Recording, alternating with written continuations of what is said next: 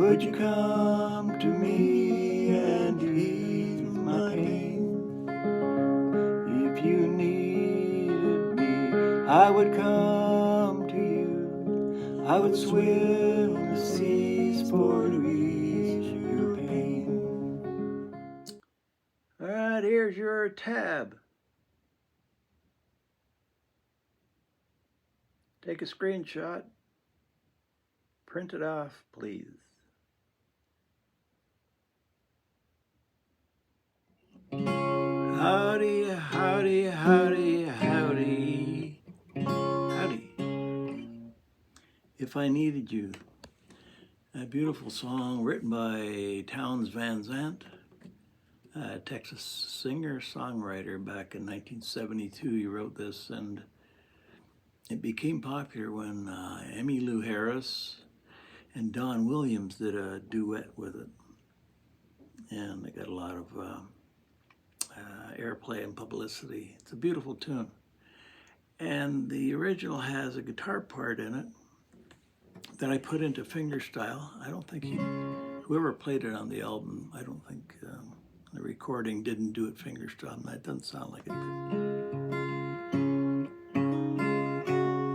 So we're in, because I sing it up here, I'm capoed at the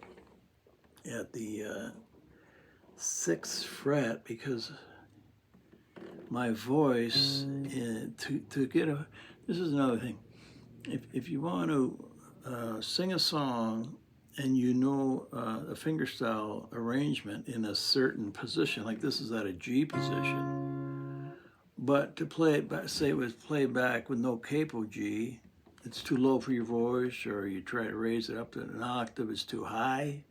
You gotta find the capo setting to suit your voice. Well, this one happens for me to be, and I think the original was, it seemed to be up there. I didn't check that, but so that's why I'm at capo 6, as you saw from the recording at the beginning of this video, the demo. Actually, it's part of a part of a recording of the whole tune I did a while ago. So I have the tab right here, and I showed it to you. So what I want to do is go through it slowly. There might be a trick or two that you're not sure about. So if you follow and scan and print the tab and follow along here, we can get, let me put this back here where I can see it easy. Yeah, you follow along. So we're starting off, say G position, but we're hitting 3rd and 6th together and then hammering onto the 3rd, 2nd fret. And then 4th and open 4th, open 2nd right after. Hear that. And then when the first complete measure, 6th and the 2nd string, and then we hammer onto the 1st fret on the 2nd.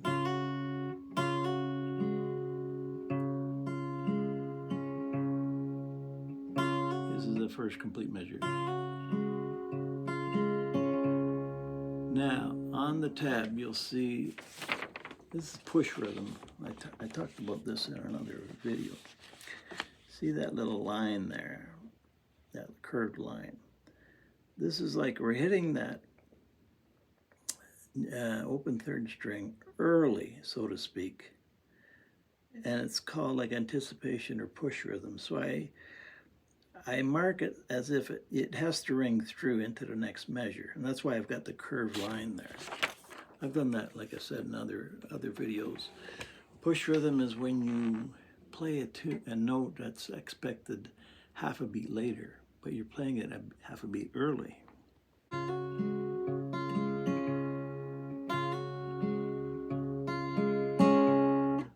Right? Instead of that square. This is the push rhythm as I've written it. Got it. Does that again?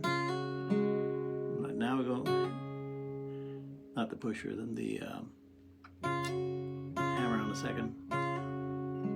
Then we keep that first fret, second string, and we hammer to the third fret with our pinky, all the while keeping that bass, the G form sort of.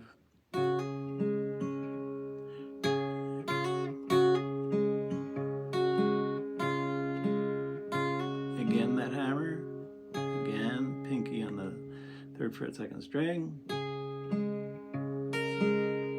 Guess we're going to a C. You can, got it.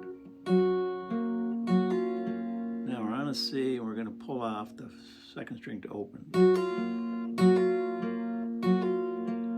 And then we're going to this D with the F sharp in the bass. F sharp from the capo, second fret, sixth string, and then second fret, third string.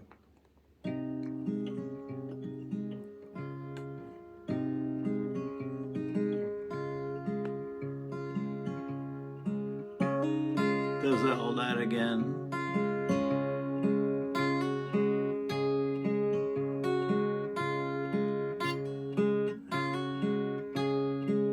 Same thing to C. Now it's almost like the first time on the C, but I'm pulling off the same way to open on the second string. I've added a third string open. So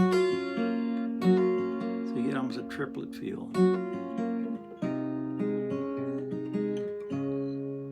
Back to that D. It's really a D. I'm not playing anything on the second and first string, so sometimes that's all you need. You got the F sharp, you got the A on the fifth string, you got the D on the fourth, you got an A again on the third. Again, A, I'm counting as if this is the nut, A from the capo. Because like I say, this is a G form. Well, it's G from the capo sort of thing. So when we've got a capo, we often talk as if we're back with no capo, just to confuse things even further. So that's the common D.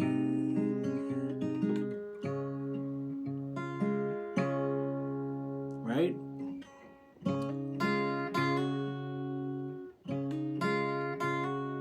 So it's all alternating bass again.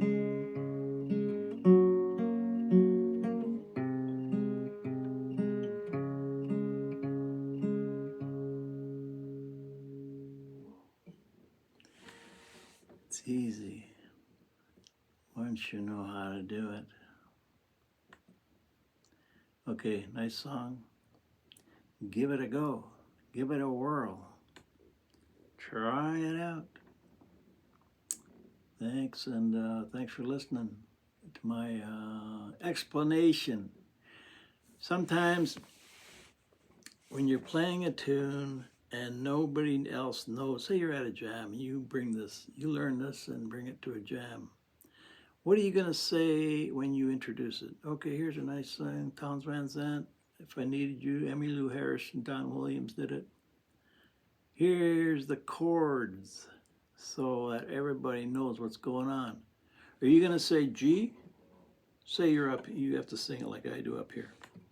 You can say G, you say capo 6, G position, then everybody knows. And then you say one chord, one chord, one chord, 1, 1, 1, 1 for 5 measures is a 1.